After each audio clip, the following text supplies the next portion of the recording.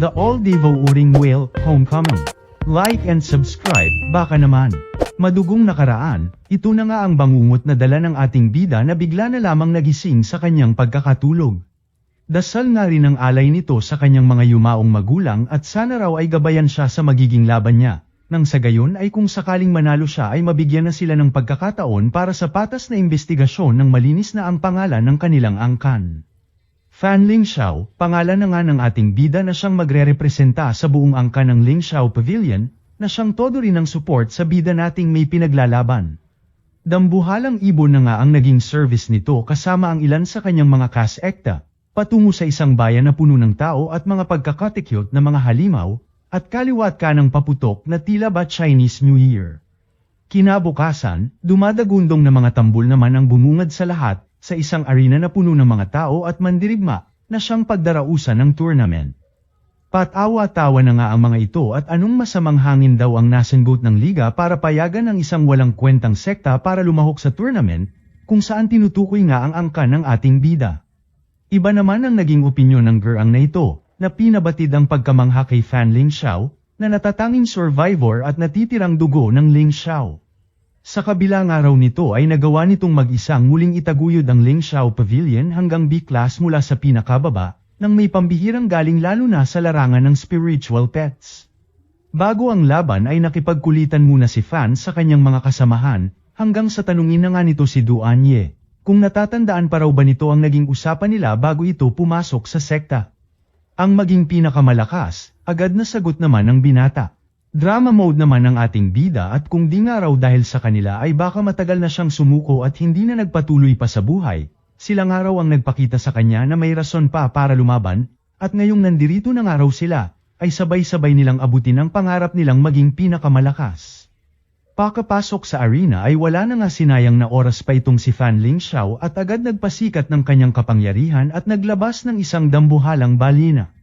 Master namin yan, proud namang pag-cheer ng kanyang mga kas-ekte sa isang tabi, habang di naman nagpatinag ang kalaban nito bagamat namangha, sabay labas din ang kanyang pangmalakasang kapangyarihan, kung saan isang dambuhalang gorila naman ang siyang sinaman sa arena. Di nagtagal ay dumagundong na nga ang buong arena nang magsalpukan na ang dalawang dambuhalang spiritual pets. Tubig laser dito, uppercut doon, sabayang pag-atake na nga ng magkalaban na lubos kinamangha ng mga nanunood.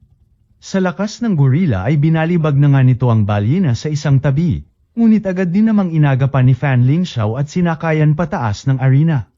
Sinamantala na nga ito ng ating bida para makapag-cast ng pangmalakasang spell habang sa baba ay walang magawa ang nag-oorumintadong unggoy.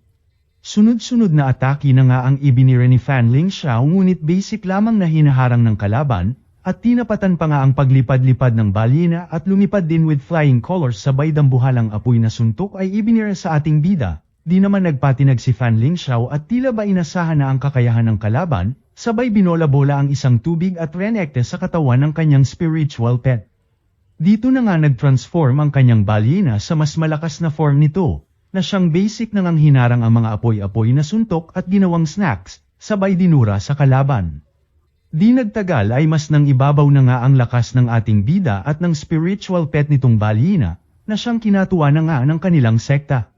Sa kasamaang palad ay bigla na nga lang nawala ang ngiti nito pati ng ating bida nang makita na tila may mali sa balyena. Bigla na lamang itong nawala sa kontrol at nag-transform na parang isang zombie. Pilit na nga itong pinigilan ni Fan Lingxiao at kinakancel ang summoning technique ngunit huli na ang lahat, hanggang sa maging siya ay inatake na nga rin ng kanyang spiritual pet at kinain. Pangmalakas ang mga flashback na nga ang pinakita matapos nito, mula nang siya ay ipinanganak.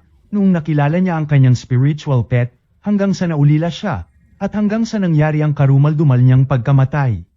Kasabay ng mga pa-flashback na ito ay ipinakita rin ng isang misteryosong lalaki na nagbigay sa kanya ng isang scroll na may kakayahang mag-reincarnate, kung sakaling may mangyaring araw na masama sa kanya.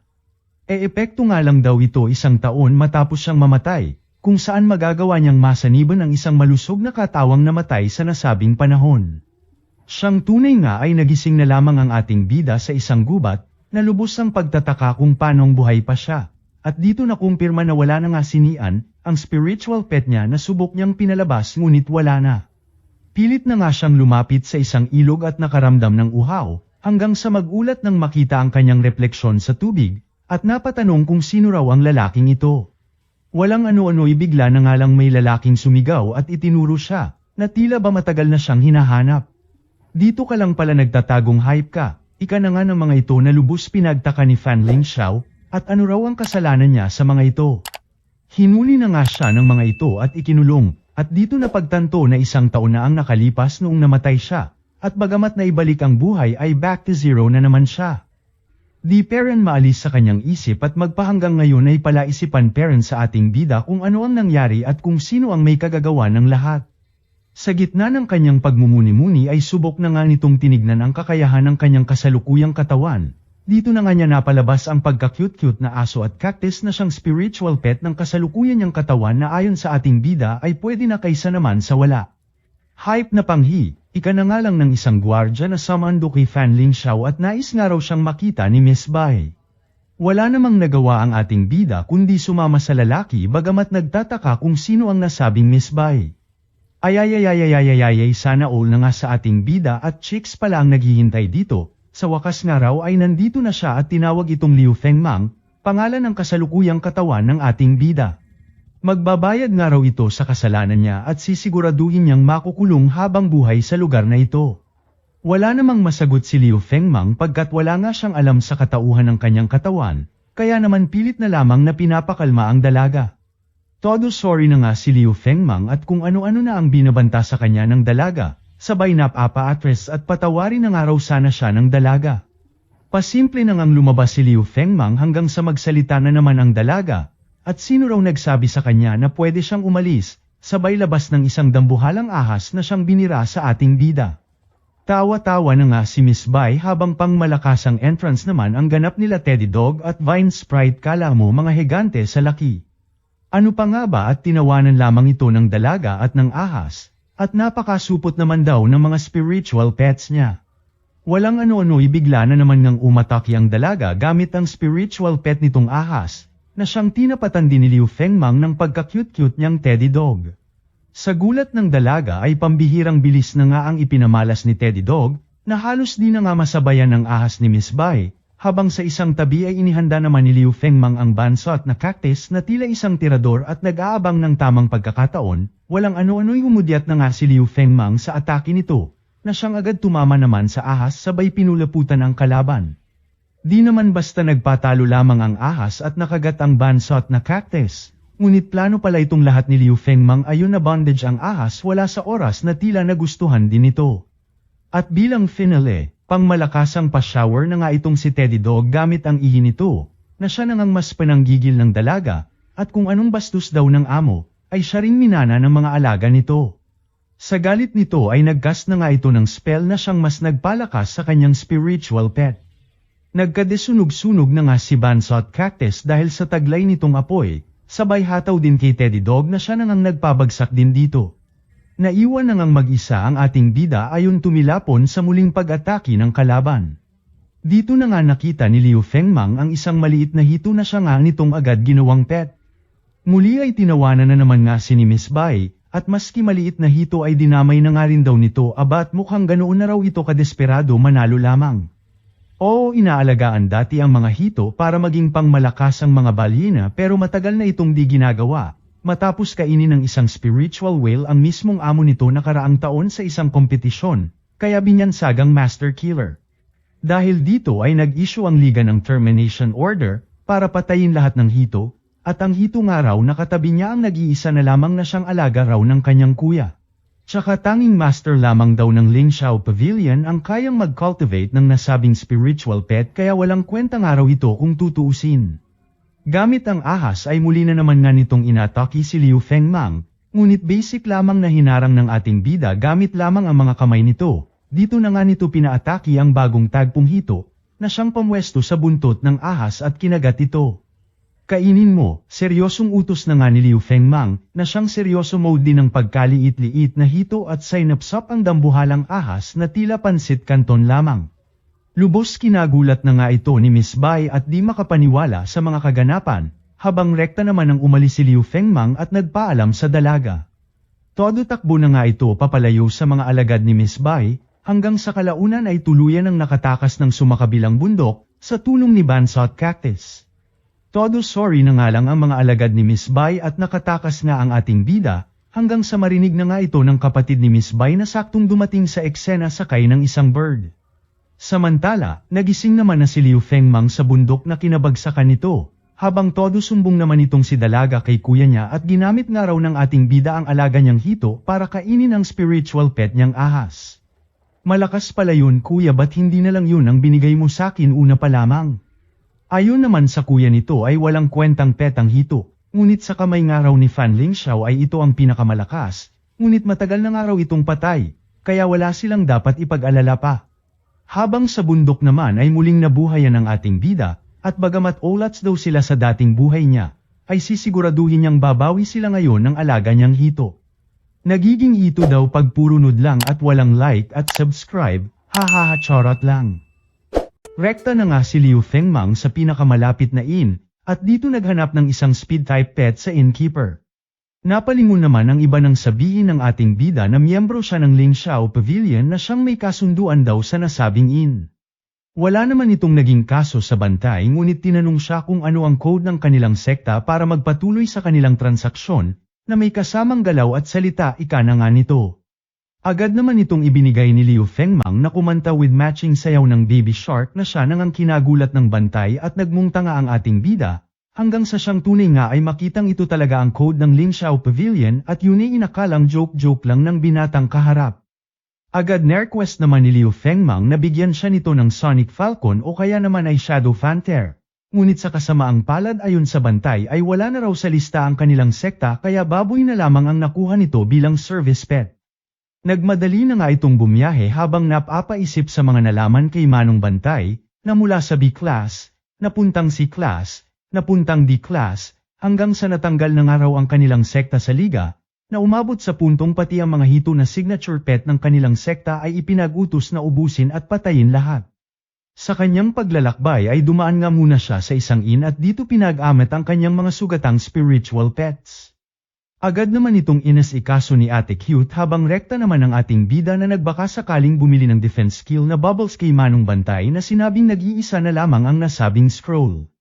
Kukunin na nga sana ito ni Liu Fengmang ngunit biglang sumingit ang lalaking ito at sinabing sa kanya ito at babayaran niya ng triple pa. Di naman sumang-ayon ng Bantay at nauna na nga raw ang ating bida, na kinabuisit na nga ng lalaki at talagang tinanggihan daw ang triple niyang offer sa scroll. Naglabas na nga ito ng spiritual pet ngunit biglang natigilan ng makilala ang kasalukuyang katawan ng ating bida at tinawag itong master. Kalaunan ay todo kain na nga ang ating bida at nilibre ng nasabing lalaki at kinukumusta siya. Sinakiyan na nga lang ni Liu Fengmang ang lalaki bagamat di ito kilala, hanggang sa mapatanong na nga ito at bakit di raw siya umiinom ngayon na tila kakaiba raw kay Master Liu Fengmang. Rason naman ng ating bida na nakipag-inuman na raw kasi siya kagabi kasama ang isang chicks kaya medyo may amats pa daw siya ngayon. Binaliwala naman ito ng lalaki at sinabing makipag-inuman pa rin siya sa kanya. At kung sakaling matalo nga raw niya sa inuman ay pwede niyang kunin anuman rito. Wala naman nang nagawa si Liu Fengmang kundi sakyan na lamang ang makulit na lalaki, sabay napa-flashback sa kanyang nakaraan, kung saan may kahinaan sa pag-inom kaya nag-aalala. Abat nagulat na nga lang si Liu Fengmang nang basic lamang niyang matalo sa inuman ang lalaki, at mukhang matibay daw sa inuman ang kasalukuyan niyang katawan, sabay sinamantala na nga ang pagkakataon para makaalis sabay dinala na ang scroll na kanilang pinag-aagawan kanina. Bago umalis ay pinakawalan rin niya ang nakataling bata na kasama ng nakainumang lalaki. Happy-happy na nga si Nian sa bagong bubble skill na ibinigay ni Liu Fengmang habang sa malayo ay pinakita naman ang pagsunod ng babae na pinakawalan niya kanina. Samantala, sa Lingxiao Pavilion ay kaguluhan naman ang nagaganap, kung saan nilusob ang mga ito ng isang sekta na nagngangalang Mega Rock Gang, na siyang minamaliit ang kanilang sekta. Pumalag na nga rito si Duan Ye na siyang pinalabas ang spiritual spirit niyang pusa at ipinanglaban sa mga kalaban. Sa taglay nitong liksi ay basic nga lang nitong pinatumba ang mga kalaban, na siyang lubos kinagulat nila kalbo. Todo yabang na nga si Duan Ye at wala nga raw silang pan-apat sa Pokemon niya spiritual spirit, hanggang sa kakadada nito ay di na nga namalayan ang palihim na atake ng kalaban. Agad naman itong naagapan ng pusa ngunit sa kasamaang palad ay sinamantala ng kalaban, ayon nadali ang pusa. Samantala, dumating naman na sa Ling Xiao Pavilion ang ating bida, ngunit nagtataka sa itsura at paanong ganito na raw ang kanilang sekta sa loob lamang ng nakalipas na 1 taon, hanggang sa dito na nga niya inabutan ang mga pangyayari na lubos niyang kinagulat. Iyak-iyak na nga si Duan Ye at napuruhan ang alaga niyang pusa. Meow mimi meow meow, meow meow meow meow meow. Ika naman ang pusa, hanggang sa kasamaang palad ay namatay na ito sa kamay ng kanyang amo. O ano na, huwag na kasi kayong pumalagpang napakawalang kwenta niyong sekta, patawa-tawa na nga ni Kalbo. Isuko na nga lang daw nila ang kanilang lugar nang wala nang masaktan pa at matapos na. Natigilan na nga lang ang mga ito nang umeksena na itong si Teddy Dog at binanata ng ihi ang mga kalaban. Nagulat nga rin itong si Guling at namalikmatang nasa harap niya ang kanilang master, ang ating bida na siya nang tumayo laban sa grupo ni Kalbo. Basic nga lang nitong pinatumba ang kalabang butiki gamit si Teddy Dog, na siyang lubos kinagulat ni Kalbo at paanong natatalo raw ng isang pagkaliit-liit na aso ang dragon lizard niya. Sa galit ng mga kalaban ay inilabas na nga ng mga ito ang lahat ng kanilang spiritual pet, habang pasimple naman itong pinasunod ni Liu Fengmang sa bandang labas ng Ling Xiao Pavilion. Tawa-tawa na nga ang mga tanga at inakalang nabahag na ang buntot ng ating bida, hanggang sa nawala na nga ang mga ngiti nito ng mapansing wala na ang kanilang mga spiritual pet at nakita ang alagang hito ng ating bida. Salamat sa pagkain, ika na nga ni Liu Fengmang habang naguguluhan pera ng mga kalaban at paanong may hito daw ito sa matagal na raw itong pinapatay lahat ng liga. Hype ka isusumbong ka namin, pananakot na nga ng mga kalaban sa ating bida, hala takot ako. Ika naman ni Liu Fengmang sabay ribat na paano raw sila makakasumbong kung lahat sila nakain na ng kanyang alaga. Natamimi na nga ang mga ito sabay nasabi na lamang na pagbibigyan na lamang nila ang ating bida sa pagkakataong ito. At makikita nga raw nito sa susunod, sabay takot na nagsialisan.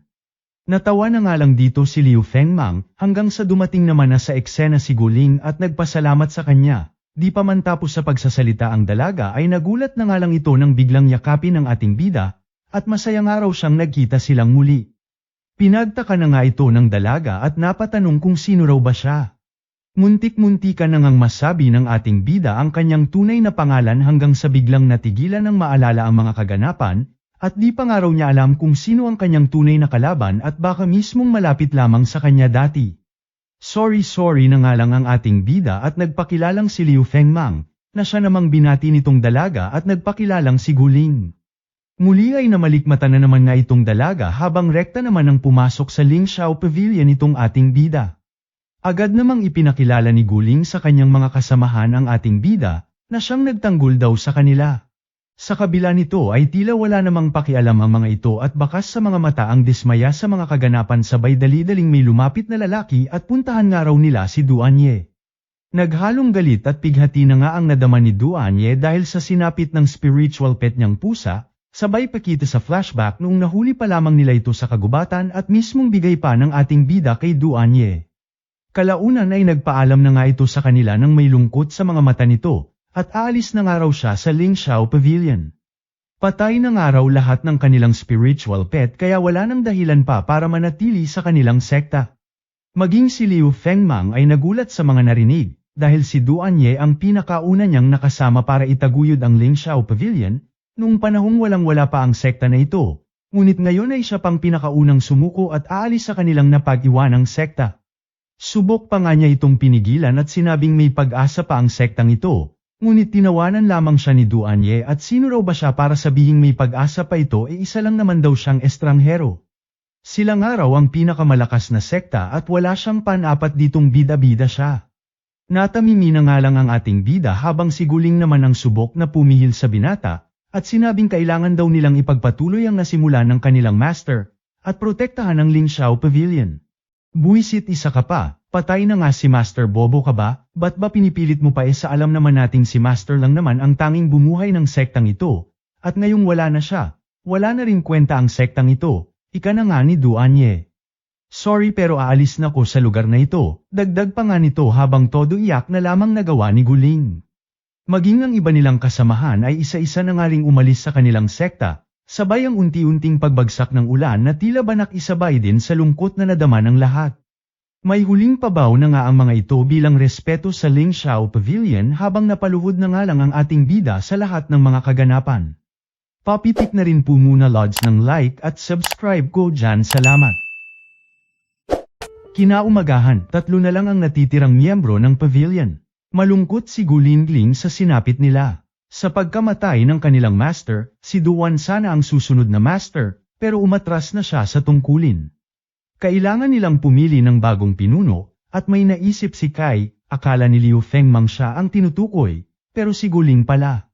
Nag-aalangan si Guling dahil pakiramdam niya'y hindi siya karapat-dapat, pero dahil suportado siya ng lahat, tinanggap niya pansamantala ang posisyon. Inilagay ang larawan ni Hu sa ilalim ng master flag, at tinanong siya agad kung ano ang susunod na plano. Bago pa siya makapagsalita, nagmungkahi si Liu Fengmang na manghuli ulit ng espiritong alaga, pero agad din siyang humingi ng paumanhin, hindi na siya ang master. Sumang-ayon si Guling, dahil halos naubos ang mga espiritong alaga sa nakaraang pag-atake. Naglabas siya ng mapa, pero halos lahat ng magandang lugar ay okupado na. Biglang sinabi ni Liu Fengmang na may alam siyang lihim na tirahan. Sinundan siya ng grupo, pero laking gulat nila nang madatna nilang pan ng tao ang lugar. Nilinaw ni Liu Fengmang na hindi yun ang sinasabi niya. Dinala niya sila sa gilid ng bangin at tumalon, naglat ang lahat pero ligtas siya. Guling mamat siya ng cactus vines para maibaba sila, at ipinakita ang isang lihim na kuweba. Dito raw makikita ang isang Lord Class na espiritong alaga. Nagulinlat si Sesno nang marinig ang Lord Class pet, kaya ipinaliwanag ni Liu Fengmang, ito ay tawag sa mga alagang may likas na lakas. Mas agresibo at mas bihira sila. Biglang napansin ni Yu ang isang naglalagablab na hayop, isang three-tailed firefox, na ibig sabihin ay mayroon itong master na malapit lang. Nagbabala si Liu Fengmang, may ibang tao sa kuweba, at hindi pa man sila nakakilos, inatake na siya mula sa likod. Hindi siya tinamaan, pero sinabi ng kalaban na sakop niya ang lugar at pinapaalis sila. Tinakat niya ang grupo para makuha ang Lord Class pet. Tinawanan lang siya ni Liu Fengmang. Wala silang alaga sa ngayon, pero nagkunwaring uhaw sa laban ng grupo. Umalis ang kalaban. Maya-maya, naramdaman ni Liu Fengmang na paparating na ang Lord Class pet. Bigla na lang sumugod si Su at ang Firetails papunta rito.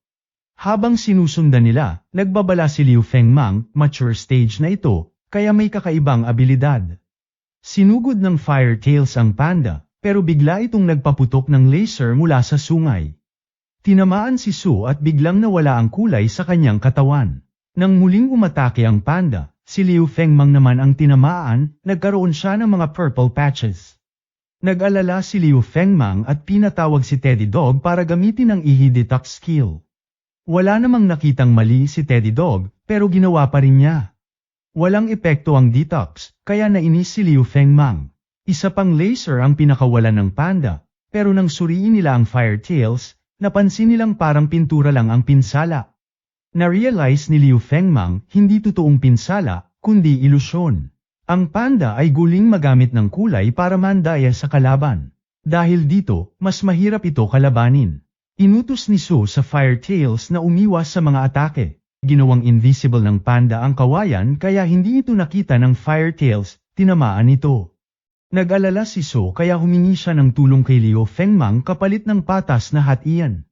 Hindi tiwala si Liu Fengmang, pero pumayag na rin. Pinatawag niya si Teddy Dog para umihi sa panda, pero nalinlang sila, ilusyon lang pala ito. Ang tunay na panda ay biglang umatake sa cactus. Nagpakawala ito ng nakakasilaw na liwanag at bigla na lang nawala. Muling naging alerto sina Liu Fengmang at Su. Nang makakita ang Firetails ng guling magalaw, agad itong umatake, pero bitag pala yun. Mula sa kisame, bumagsak ang panda at inatake sila. Ginamit nito ang ultimate skill, binago ang lahat ng kulay sa paligid para lituhin ang utak nila. At habang sabog ang isip nila, tuloy-tuloy ang atake ng panda. Habang gulinglo ang lahat, si Teddy Dog ay hindi pa rin alam kung ano ang nangyayari. Dahil sa kapangyarihan ng panda na nagpapalit ng kulay, nagiging disoriented ang sinumang humahabol. Pero si Teddy Dog, na bulag sa kulay, ay hindi apektado. Para sa kanya, parang nagkakagulinglo lang sina Liu Fengmang at Su. Hindi na siya makatiis na panuorin ang master na natatalo, kaya sinamantala niya ang pagkakataon at tinapak sa ulo ang panda mula sa likuran. Nang bumagsak ito, iniihiya niya ito Nagulinlat si Liu Fengmang sa bilis ng pangyayari, pero natuwa rin nakuha na nila ang Lord Class Pet.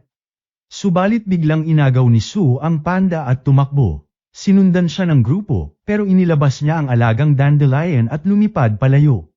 Walang paraan para habulin siya. Dismayado ang lahat, sayang ang effort, at baka hindi na nila muling matagpuan ang ibang Lord Class Pet. Kaya minungkahi ni Liu Fengmang na pumunta na lang sila sa palengke bukas para maghanap ng bagong alaga. Kinagabihan, dinala ni Su ang panda sa East Sec Temple. Nagulinlat si Yu nang makita ang Lord Class Pet, hindi niya inasahang kayang hulihin ni Su ito mag-isa. Pero hindi nagpunta si Su para sa papuri. Gusto lang niyang tuparin ni Yu ang kasunduan, ibalik ang kanyang alagang Ice Tails. Habang kausap si Yu, hindi napansin ni Su na may kakaibang guling malo sa kanyang anino. Ipinatawag ni Yu ang kanyang mga tauhan para ilabas ang alaga ni Su. Sa halip, tinangka nilang kunin ang Fire Tails. Ipinakita ni Yu ang tunay na motibo, hindi talaga niya balak ibalik ang alaga ni Su. Lumaban si Su gamit ang Fire Tails, pero inilabas ni Yu ang kanyang alaga, isang higanteng halimaw mula sa anino ni Su na agad siyang tinamba. Kinabukasan, nagpunta sa bayan sina Liu Fengmang para bumili ng alaga. Habang nag-iikot si Liu Fengmang, napansin ng grupo ang wanted poster ni Liu Fengmang. Piniling manahimik muna si Guling at obserbahan si Liu Fengmang, baka hindi pa naman siya ganoon kapanganib. Bumalik si Liu Fengmang at tinanong kung may problema. Tumanggi ang grupo at nagpatuloy sila sa pagbili ng spiritual pet. Pero kulang sila sa pera, kaya nagtungo muna sila sa bangko. Laking gulinlat ni Liu Fengmang nang malaman na wala na ang laman ng account nila, na withdraw lahat kamakailan. Naiyak si Guling, pero naalala ni Liu Fengmang na siya pala ang nag-withdraw noon. Mabuti na lang at may natira pa siyang pera. Sa palengke, na-inlove si Guling sa isang scent keeper, pero sobra ang presyo. Kaya tumawad si Yu, tinawag pang pangit at walang silbi ang alaga ng tindero para mapababa ang presyo. Nagtaguling GMP siya, kahit medyo nasaktan ang ego ng tindero. Nang makita ito ni Shi, humingi rin siya ng tulong kay Guling para makakuha ng alaga. Sa wakas, nagkaroon na ng alaga sina Shi at Guling. Pero si Yu ay wala pang napipili, kaya nagpatuloy sila sa pag-iikot. Biglang may nag-alok kay Yu ng bagong spiritual pet, ang panda na ninakaw sa kanila kahapon. Kilala ng lahat ang panda, at hinarap nila ang tindera. Alam niyang ninakaw ito, pero kampante siya dahil miyembro siya ng East Sec. Sinasabi niyang hindi sila pwedeng umatake sa publiko dahil bawal yun sa mga patakaran. Walang bawal sa paggamit ng spiritual pet na wala pang master. Kaya nilapitan ni Shi ang panda, binigyan ito ng ideya, at kunwaring pinatakas ito. Nataranta ang tindero, binuksan ang hawla para habulin ito, pero ilusyon lang pala. Nasa loob pa rin ang panda, at galit ito. Isang suntok ang ibinigay sa tindero. Nag-aalala si Liu Fengmang na baka may masaktan, pero pinakalma siya ni Yu. Lumapit siya sa panda at ikinwento kung paanong bumagsak ang kanyang sekta, at wala siyang nagawa noon. Hiniling niyang maging alaga niya ito. Naantig ang panda sa kanyang kwento, kaya pumayag itong makipag-bond kay Yu. Ipinaliwanag ni Guling kung paano isagawa ang ritual. Nang matapos ito, opisyal ng alaga ni Yu ang Lord Class Pet. Masaya si Liu Fengmang para sa kanya, pero napansin niya ang mga elemental tails na nakakulong sa tindahan. Ayon sa kanyang alaala, mahal ni Su ang mga ito, imposibleng ibenta niya ang mga ito ng kusa. Tinanong niya ang mga spiritual, at kinumpirma nilang bihag si Su. Gulingstang iligtas siya ni Liu Fengmang, pero napakalakas ng Yesek. Gayunpaman, may plano si Liu Fengmang. Bago siya mamatay noon, nagtago siya ng upgrade pill sa ilalim ng puno. Sa tulong ng mga yon, may pag-asa silang palakasin ang kanilang mga alaga at labanan ang Yesek. Papitik na rin po muna lods ng like at subscribe ko dyan, salamat. Sa kabilang sekta, nakakadena na nga si Su at tinu-torture para pilitin siyang i-break ang contract niya sa mga alaga niya. Pero kahit gawin pa niya yun, alam niyang papatayin pa rin siya sa huli ng mga kupal na ito. Kinagabihan, nagsimula na ang raid ni Liu Fengmang. Naririnig ni Su ang kaguluhan sa labas pero clueless siya kung ano ang nangyayari. Pagdating ng grupo ni Liu Fengmang sa selda niya, agad nilang pinalaya si Su. Tumakbo papunta sa kanya sina Fire at Ice Tails, At sobrang saya ni Su na ligtas sila. Di niya maintindihan kung bakit tumutulong si Liu Fengmang sa kanya, pero simple lang sagot ng ating bida, at yun ay may mission sila ngayon at kailangan nila ng malakas na kasama. Nang marinig na hahatian siya ng anumang makukuha nila ay agad kinuha ni Su ang damit niya at sumama na sa raid laban sa East Sect. Maya-maya, dumating si Yu at nadatnan ang mga bantay niyang bagbog. Sinabi ng isa na inatake sila, na siyang kinagulat ni Yu at talagang may sumubok umatake sa mismong sect nila. Samantala, todo hanap naman si Liu Fengmang kay Yu para hamanin ito, pero imbes na si Yu ang matagpuan, ay natsyempohan niya ang treasure room ng kalaban about jackpot. May mga rare antiques, scrolls, at upgrade materials. Sakto, pwede na niyang i-upgrade sina Teddy Dog at Cactus. Pero dahil matagal ang upgrade, kailangan munang matapos ang laban. Biglang lumabas si Yu mula sa dilim. Inalok niyang makihati si Liu Fengmang sa materials kung lilipat siya sa East Sect. Pero tinanggihan ito ni Liu Fengmang, may utang na loob raw siya sa Ling Xiao Pavilion, at nandito siya para mag-higanti. Sinabi ni Yu na kung talagang gusto niyang mag-higanti, dapat sa traidor ng Ling Xiao Pavilion siya magalit, hindi sa kanya. Deadma nga lang rito si Liu Fengmang, kaya hindi na sila nagpatumpik-tumpik pa, umatake agad si Yu, target ang mga mata ng ating bida. Buti na lang naisalba siya ni Cactus, pero pinakawala ni Yu ang shadow pet niya. Tumakbo si Liu Fengmang sa treasure room habang hinahabol ng shadow. Wala siyang magawa kundi ihagis ang mga antiques para mapigilan ito. Sa gulat niya, gumana yun dahil ayaw masira ni Yu ang mga mamahaling gamit niya. Kaya naisipan ni Liu Fengmang na utusan si Teddy na ibagsak ang vase sa estante. Nang nabasag, halos mapraning si Yu. Kasunod niyan, si Cactus naman ang bamanat, kung saan tinumbahan ang mga kalaban ng estante. Akala ni Liu Fengmang tapos na, pero bigla na lamang siya nasaksak sa dibdib ng shadow. Malakas ang kalaban, kaya kailangan niya munang umatras at hanapin ang mga tropa niya.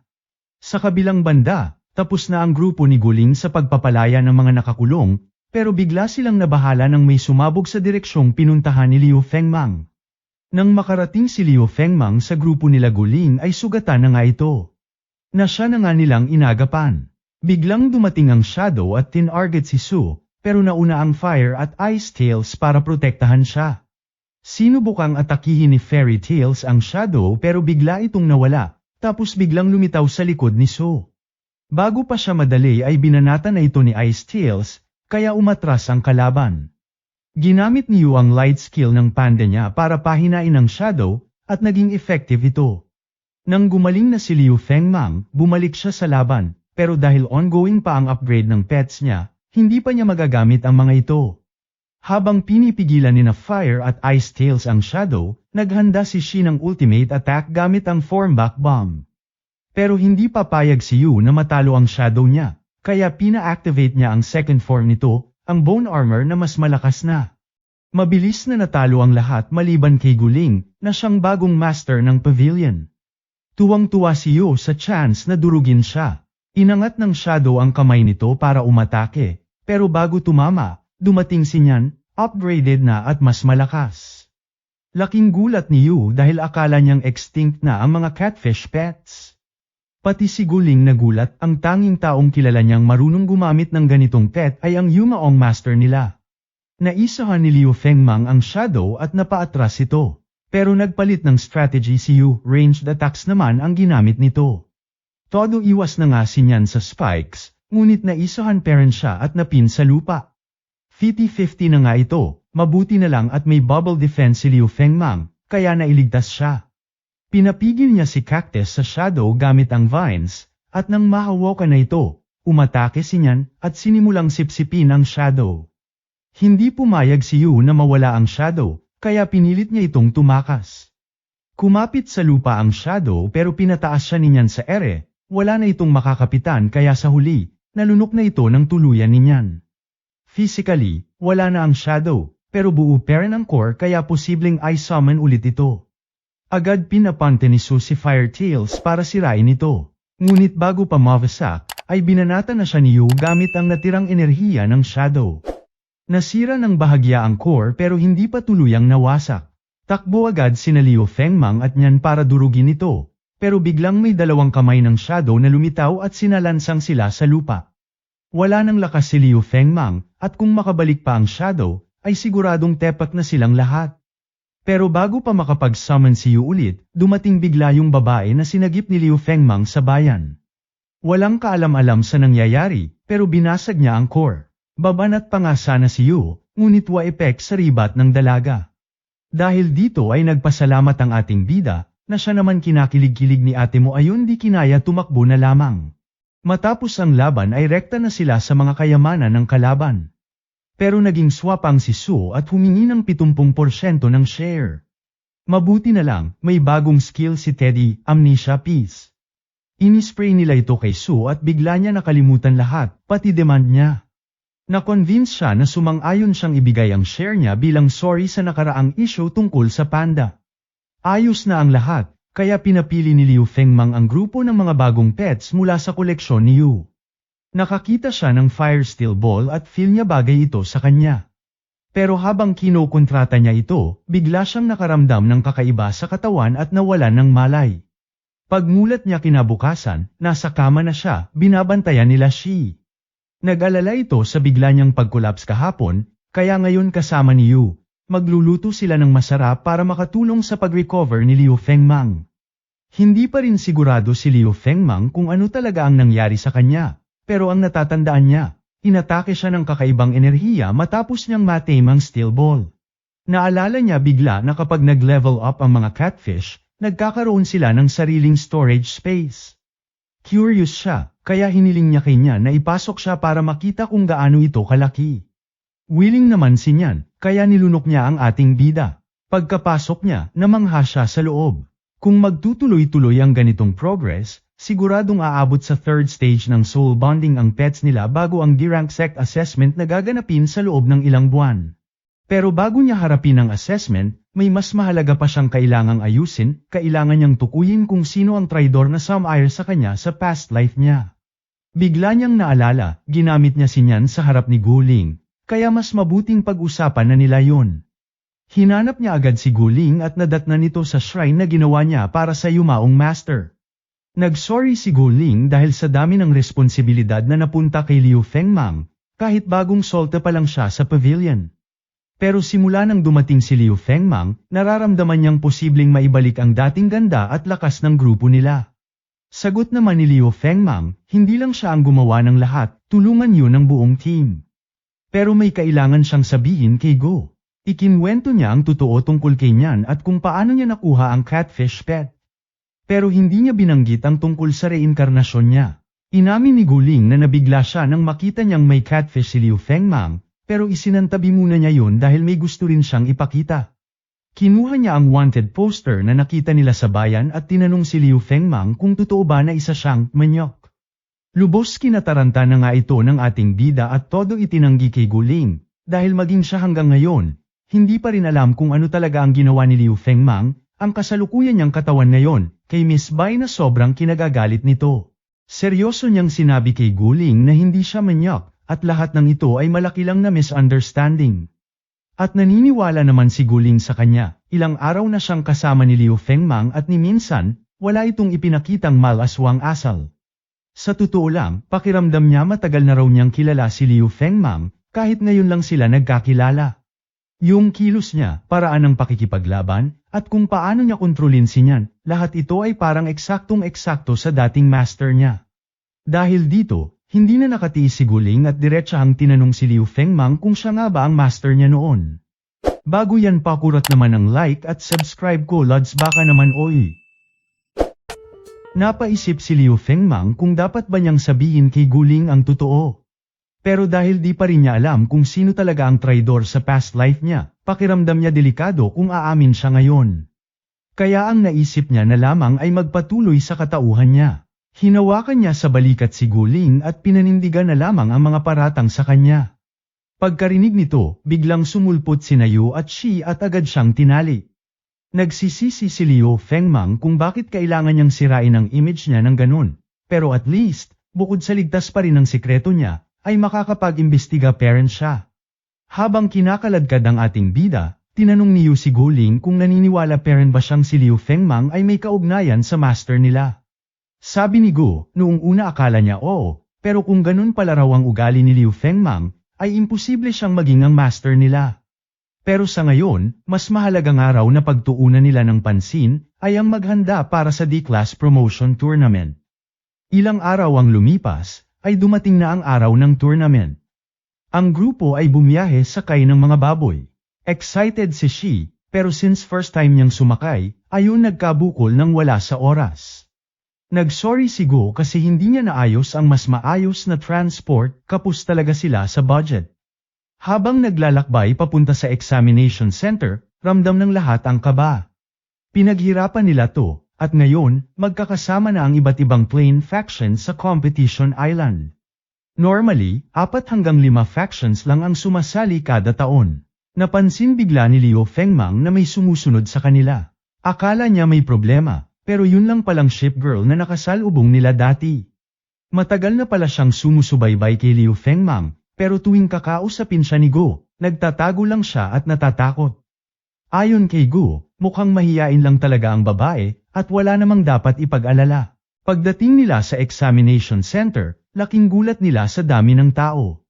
Pag-akyat sa registration desk, agad silang binastos ng ibang participants. Naiinis na si Shi, pero pinakalma siya ni Go, at wag na lang daw pansinin. Laking gulat ni Go nang makitang ang examiner ay si Master Li, isang dati niyang kaibigan. Masaya rin si Li na makita siya, pero nagtataka si Go kung bakit ang daming sumali ngayong taon. Ipinaliwanag ni Li na mula nang bumagsak ang Lingxiao Pavilion, maraming criminal factions ang nagnakaw ng resources nila. At dahil doon, nakasali ang mga ito sa promotion exam. Naglakas loob pa ang mga magnanakaw na insultuhan ng pavilion, pero pinatigil sila ni Li. Inamin din niya na 8 slots lang ang available, kaya kung gusto ng pavilion na makasali, kailangan muna nilang lumaban at manalo. Nagtawanan ng ibang factions, tingin nila, sobrang hina ng grupo ni Go para makipagsabayan sa kanila, lalo na ang dalaga. Pero biglang humarap si Liu Fengmang at tinanong kung aling factions ang nagnakaw sa kanila noon. Sabi ni Go, ang grupo ng Hongfu, Huangsha, Xiangnan, at Yayang ang may mga kasalanan. Tinawag ni Liu Fengmang ang pangalan ng mga ito, lalo na ang Hongfu, na pinamumunuan ni Wang Fuji. Naalala niya na ilang taon na ang nakaraan, nanlumo ang Hongfu faction at humingi ng tulong sa Lingxiao Pavilion. Dahil sa yumaong master, nabuhay ulit ang faction nila. Pero ngayon kung makaasta akala mo walang mga utang na loob. Agad kinontra naman ito ng kupal, at normal lang daw ang magnakaw, lalo na kung may pagkakataon. Nadismaya si Liu Fengmang sa pagiging walang hiya ni Wang, pero sa isang banda, mas madali na para sa kanya na gumanti. Tinawag niya si Teddy, at nagulat ang lahat nang makita itong level 8 na pala. Akala nila, wala nang malalakas na alaga ang pavilion. Tinawanan nga lang ito ni Wang at sinabihan ang grupo niya na huwag matakot, pero wala ring nagawa ang pets nila nang biglang lumabas si Cactus at winasak ang buong grupo gamit ang vines. Sinamantala ni Teddy ang pagkakataon, at umihi kay Wang. Pero hindi lang basta poison pito, kaya ilang sandali lang, na-paralyze si Wang. Tinawag ni Wang ang ibang factions para tumulong, pero laking gulat niya, lahat ng miyembro ng pavilion, naka-upgrade na ang pets. Mabilis nilang napabagsak ang ibang kalaban. Hinawakan ni Liu Fengmang si Wang sa kwelyo at sinabing kailangan nilang ibalik ang lahat ng ninakaw nila, at may 200% interest pa. Sa takot ay agad nag-sorry ang mga leader ng kalaban. Lalo na si Wang na namayolet na ang bibig, kaya naman iniutos na ng ating bida kay Teddy na gamitin ang Detox P para gumaling na ang kupal. Na-impress si Li sa ipinakitang lakas ng pavilion. Dahil tinalo nila ang 4 na factions, automatically qualified na sila sa tournament. Ang 3 factions na papasok ay ang Lingxiao Pavilion, Wango Gate, at Baimu Study. Biglang napansin ni Shi na nandoon din si Su, at laking gulat niya na miyembro pala ito ng Baimu Study. Akala ni Liu Fengmang ay walang faction si Su, hanggang sa magmayabang na nga itong natural lang naman para sa malalakas gaya niya na kunin ng ibang grupo. Sabay nagulat sa bilis ng pag-level up ni Liu Fengmang mula noong huli silang nagkita. Habang nag-uusap, inamin ni So na malakas talaga ang grupo ng ating bida, kaya tinanong niya kung pwede ba silang mag-alyansa. Pagkarinig nito, biglang sumingit ang leader ng Wangu faction at nag-alok din ng alyansa, perfect chance daw para makipag-partner sa malalakas. Pero si Su, agad itong ni-reject, kasi para sa kanya, masyadong mahina ang mga taga-Wangu faction. Dahil dito, uminit ang ulo ng kalbo. Si Liu Fengmang naman, piniling wag na makisawsaw, ayaw na niyang makabuo ng bagong kaaway bago pa man magsimula ang tournament. Pero bago pa lumala ang bangayan, nagsalita na ang master ng Baimu Study at pinatigil si Su. Nagulat si Liu Fengmang nang makita na matandang babae pala ang master ng Baimu Study, pero ramdam niya ang lakas nito, kaya hindi niya ito minaliit. Maya-maya, tinawag na lahat ng participants, kailangan na raw nilang pumunta sa Tournament Island. Dumating ang mga cat fans, ang mga giant flying pets na magsasakay sa kanila. Kinabahan si Yu, first time kasi niyang sasakay ng ganito kalaking pet, di tulad ng iba na sanay na. Pagdating sa isla, sinalubong sila ng isa pang examiner na si Lu. Nagulat siya nang malamang kasama sa tournament ang Lingxiao Pavilion. Ipinaliwanag ni Li na si Guna ang bagong master at balak nilang ibalik ang dating ganda ng pavilion. Excited si Lu, dati raw ay fan siya ni Master Fan at hanga siya sa kung paanong tinayo at pinatibay nito ang pavilion noon. Nakakalungkot lang daw na bumagsak ito matapos mamatay ang master nila. Sabi ni Go, gagawin nila ang lahat para muling buhayin ang pangalan ng pavilion. Masaya si Lu na marinig ito, kaya binati niya sila ng good luck. Sa di kalayuan, naiinggit ang leader ng Wangu faction, hindi raw patas at obvious ang favoritism sa Lingxiao Pavilion. Kaya mukhang mas mainam daw na kakampi niya ito mahirap na. Ilang sandali pa, tinipon ni Lu ang lahat at ipinakita ang bagong gear para sa tournament, isang bracelet na galing sa ulo ng Consonance Pet. Ipinaliwanag niyang ginagamit ito para i-monitor ang bawat kalahok sa real time at may 3 simpleng rules. Una ay dapat suot lagi ang bracelet. Pangalawa ay bawal mahulog sa tubig, kundi ay automatic disqualified. Pangatlo ay bawal umatake sa mga sumuko na. Violation sa alinman dito katumbas ay recta disqualification. Pagkatapos, dinala na ang lahat sa kani-kanilang starting points. Habang paalis na si Lu, sinabihan pa niya si Gu na umaasa siyang magbabalik ang glory days ng pavilion. Samantala, dumating na sa examination center ang Bai family. At si Bai Tanshu nga ang magiging supervisor ng tournament na ito. Kasama rin niya ang nakababatang kapatid nito na gusto lang daw manood. Si Lu naman, may duda sa Bai family, kasi may chismis na sila raw ang dahilan ng pagkamatay ni Master Fan. Agad kinontra ito ni Tanshu, at sinabing kahit magkalig sila noon, never raw nilang ginusto na patayin si Master Fan. Sa totoo lang, nasubukan pa nga raw niyang makalaban si Master Fan dati, at kahit pareho silang bata, sobrang lakas raw talaga ni Master Fan. Wala siyang nararamdamang inggit, puro respeto lang para rito. Di nagtagal ay sinimulan na nila ang paligsahan. Biglang nagbago ang buong isla, lumitaw ang malawak na arena. Naka-activate na rin ang lahat ng Consonance Pets para ma-monitor ang players. Isa sa mga Consonance Pets ay nasa tuktok ng bundok at biglang nagkalat ng 500 glowing orbs sa buong isla. Ipinaliwanag ni Lee na bawat orb ay may puntos. Kapag umabot na sa 300 orbs ang nakuha, lilipat na sa next phase ang tournament. Akala ni Shi ay masyadong madali ang challenge. At nang idikit niya ang orb sa bracelet, biglang na-absorb ito at nadagdagan ng points, mukhang legit nga raw. Nakakita ulit si Shi ng isa pang orb, pero naagaw ito ng isang golfer pet at tumakbo palayo. Nakita rin nila na halos lahat ng orb, unti-unti nang kinukuha ng ibang teams. Dahil dito, nagplano agad si Liu Fengmang. Simple lang ang goal, kailangan nilang makakuha ng at least 20 orbs para makasigurong papasok sa next phase. Kung 4 silang kukuha, kailangan lang nila ng tigli 5 orb bawat isa. Magkikita na lang ulit sila pagtapos na ang phase. Samantala, naglakad sina Tanshu at Linsu sa control room. Namangha si Linsu sa bilis ng ibang teams. May isang ang team na may 18th orbs agad. Napansin nila na may red mark ang bracelet nila, ibig sabihin, tinanggal nila ito, at sinamantala ang loophole sa rules, basta may suot ito ulit sa loob ng 3 minutes, ay di sila madi-disqualify. Ginawa ng Tian Sect ang teknik na to, ipinahawak nila ang bracelet sa mga pets para mas mabilis makapag-collect. Mukhang epektibo, hanggat biglang dumating si Sheng Liao, dala ang mga pet ng Tian Team, at pinulbos silang lahat. Sa monitoring system, nagulat si Lin Su nang sabay-sabay na na-eliminate ang buong Tian sect. Sabi ng system, hindi raw nila naisukbit ang bracelet sa tamang oras. Pero duda si Li, sobrang talino ng team na yun para magkamali ng ganon. Kaya nagpadala siya ng examiners para mag-imbestiga. Sa kabilang banda, abala si Liu Fengmang sa pangungulekta ng orbs kasama si Teddy at Cactus. Pero may team na nakakita sa kanila, kaya nagkubli siya. Napansin niyang galing ito sa Hongluan sect, kung saan kabilang ang nanlibre sa kanya dati. Biglang lumapit si Teddy at nilaplap ang isa sa mga babae sa team. Nagulat ang babae, kilala niya si Teddy, na aso nga raw ni Liu Fengmang. Alam niyang malapit lang ang ating bida kaya tinawag niya ito. Sa kabilang parte ng isla, nakakuha na ng orb si Guling, pero biglang inatake siya ng isang sect, at isa sa kanila ay si Duanye. Pabanat na rin lods ng like at subscribe ko ayayayayay. Masaya si Gu na makita ulit si Duan kaya agad siyang nagtanong kung anong ginagawa nito roon. Pero bago pa man siya sumagot, nilinaw ni Duan na hindi siya kasali sa loser faction na yun. Biglang sumingit ang dalawang nature faction members at pinagbantaan si Duan na umalis na lang kung ayaw niyang maging sunod na target nila.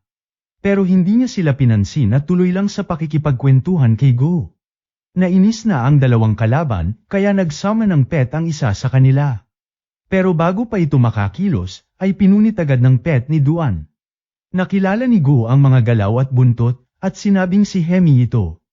Tumakbo siya papunta para yakapin ito, pero napansin niyang parang bulok na ang katawan ng pet. Wala na siyang oras magtanong dahil biglang umatake ulit ang nature faction.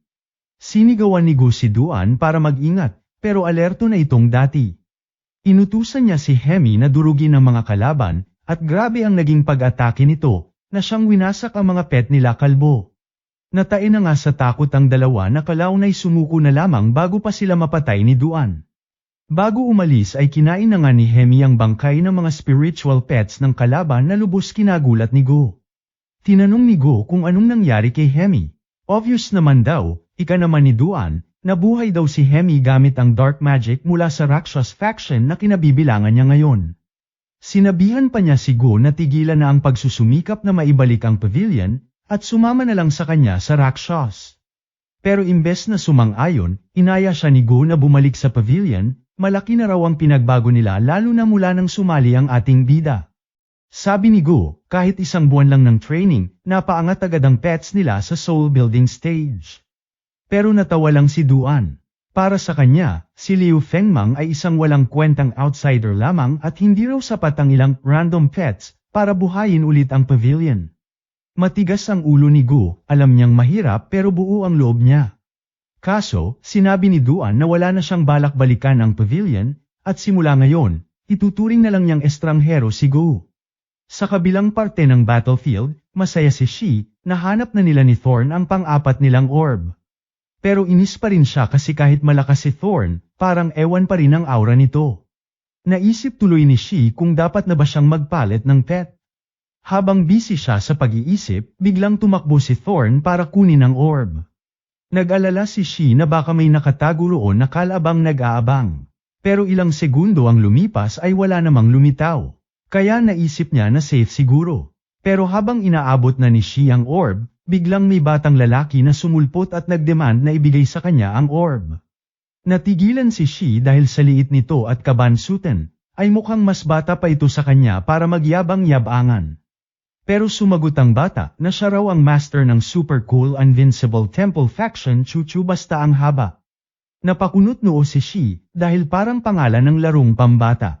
Inisip niya na mahina lang ito, kaya agad niyang inabsorb ang orb at sinabing wala nang magagawa si Bansot. Pero laking gulat niya nang biglang lumiwanag ang katawan ng bata. Sumulpot mula sa langit ang isang Emperor-class dragon, sobrang lakas at engrandi kaya napansin agad ng mga governor. Hinanap nila ang profile ng Bansot at nadiskubre nilang siya pala si Nishan Long mula sa 8th region. Ayon sa mga records, sumali nga si Nishan pero akala ng mga tao joke lang ito, kasi sobrang bata niya at ang pangalan ng faction niya ay parang biro. At saka, technically, hindi naman dapat kaya ng spiritual pool ng bata ang ganitong kalakas na pet. Pero ipinaliwanag ni Tanshu na may special procedure na tinatawag na spiritual pet accompany. Kung sobrang gifted ang isang bata, pwedeng i-implant ang pet embryo sa spiritual pool niya habang bata pa siya. Kung saan ang resulta ay unbreakable bond at walang limit na lakas ng pet. Nagulat si Linsu at hindi niya alam na possible pala yun. Nagreklamo pa siya kung bakit hindi siya binigyan ng ganun noong bata siya. Bakit gifted ka ba? Ribat na nga sa kanya ng kanyang kuya na lubos nitong kinabuisit. Ang pinagtataka ni Tanshu ay kung paano nagawa ni Nishan ang procedure na yun kahit wala siyang koneksyon sa malalaking faction. Sigurado siyang may kakaiba sa batang to. Balik sa battlefield ay lubos na ngang nagulat itong si Shi lalo na nang makita niya ang Emperor Pet, sabay tila napa-flashback sa kanyang masamang nakaraan. Noong bata pa si Shi, sinubukan din ng pamilya niya ang pet accompany procedure sa kanya, pero palpak. Sobrang sakit ng naranasan niya, at tinawag siyang basura ng lahat, at mismong tatay pa niya, ang tumalikod sa kanya. Ngayon, nasa harap niya ang batang naging lahat ng hindi niya naging. Pero buo ang loob ni Shi, at handa siyang patunayan na kaya niyang magtagumpay kahit walang special procedure, at gagawin niya yun sa pamamagitan ng pagkatalo kay Nishan. Tinanggap ni Nishan ang hamon ni Shi at agad niyang pinaatake ang dragon niya. Napilitan si Shi na agapan ang pag-atake kaya agad niyang kinuha si Thorn at tumalon palayo.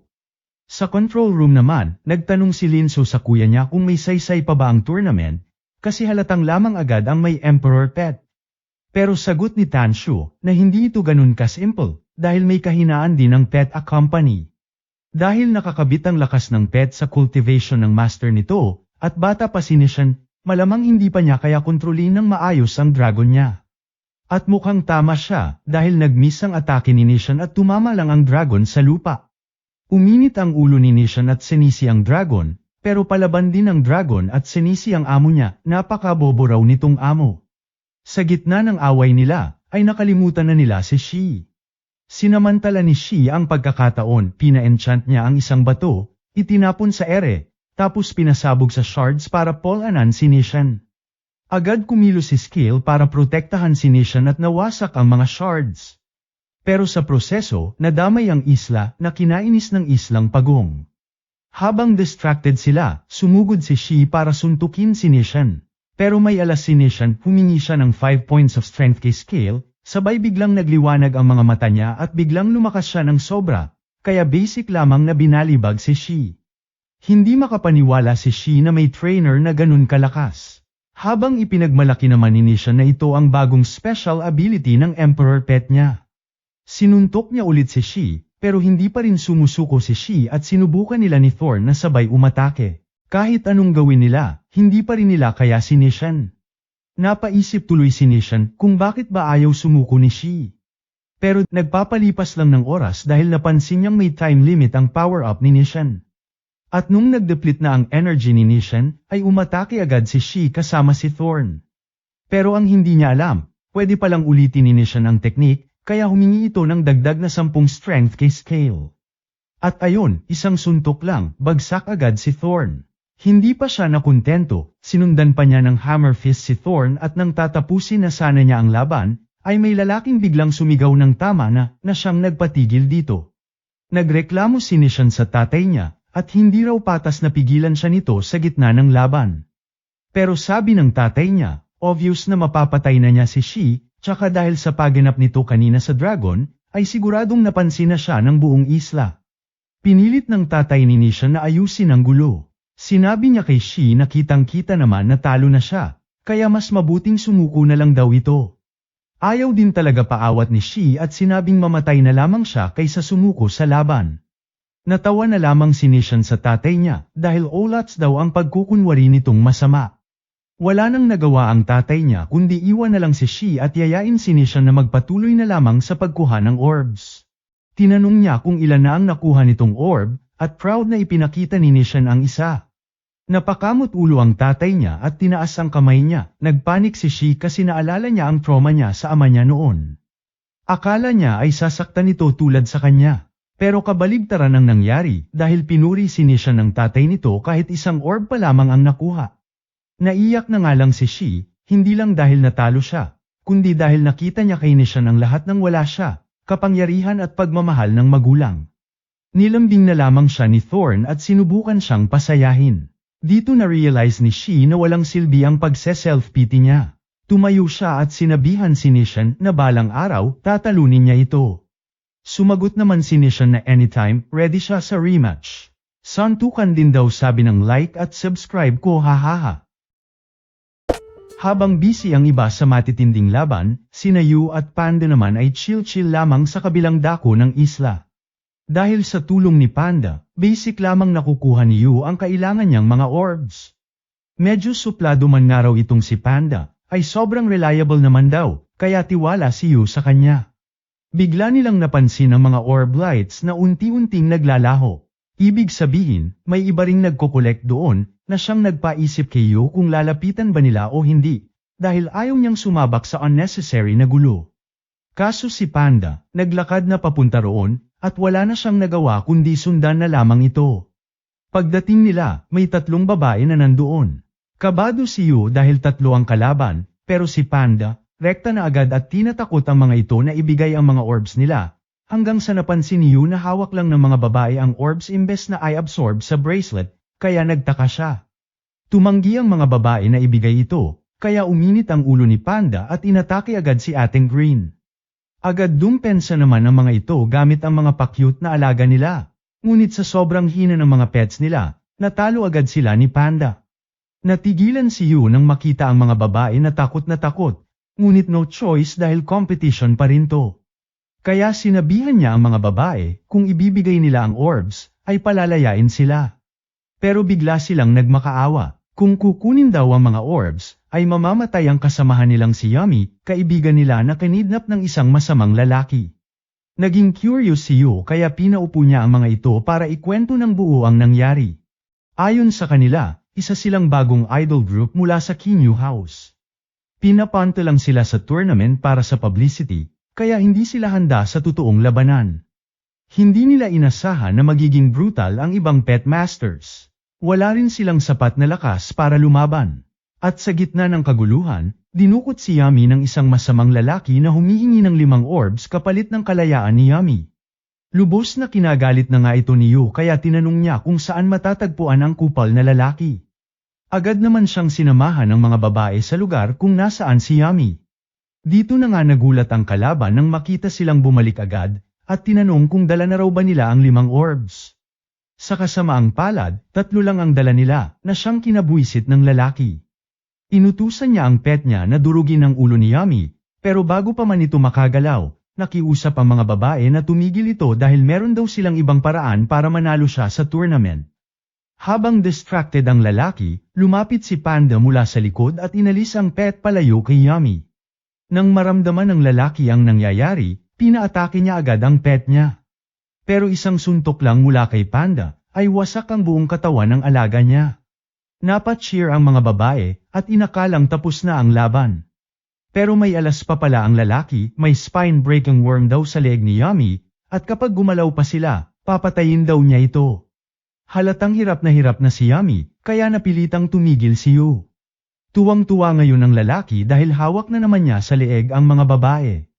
Nilapitan niya si Yu at sinabi na may 2 choice lamang siya, ang panuuring mamatay si Yummy o hayaan niyang lagyan silang lahat ng worm sa leeg para gawing mga tauhan niya. Bigla namang napunta sa flashback si Yu. Naalala niya nung pinilit siyang pumili kung sino ang mabubuhay sa 2 kaibigan niya. Noon, pinili niya ang sarili niya at dala-dala niya pa rin ang guilt hanggang ngayon. Pero ngayong pagkakataon na to, ay hindi na siya papayag. Biglang nabalot ng pulang aura si Yu, sabay sinampal ang worm palayo sa kamay ng lalaki, binali ang braso nito, tapos ginamit ang hita niya para durugin ang ulo nito sa lupa. Tinuluyan niya ito hanggang mawala ng malay. Kasabay nito ay nawala na rin ng bisa ang worm. Kaya nakalapit na si Panda at maingat na tinanggal ito mula sa leeg ni Yummy. Laking ginhawa ng mga babae at niyakap nila agad si Yummy. Pero napansin nilang iba ang lagay ni Yu. Pabulong na sinabihan silang lumayo sa kanya hanggang sa bumagsak na kalaunan. Agad silang lumapit para tingnan siya. Pagkagising ni Yu, ay tinanong niya agad kung anong nangyari. Dito na nga nila sinabi na siya raw ang nagpatambas sa lalaki na siyang kinagulat ni Yu dahil wala siyang maalala. Pero dahil okay na ang lahat, nagpaalam na siya. Bago siya umalis, tinanong siya ng mga babae kung anong faction niya. Nang marinig nilang Ling Xiao Pavilion, sinabi nila na hindi na sila sasali sa competition at gusto nilang sumali na lang sa Pavilion U kapag natapos na ang tournament.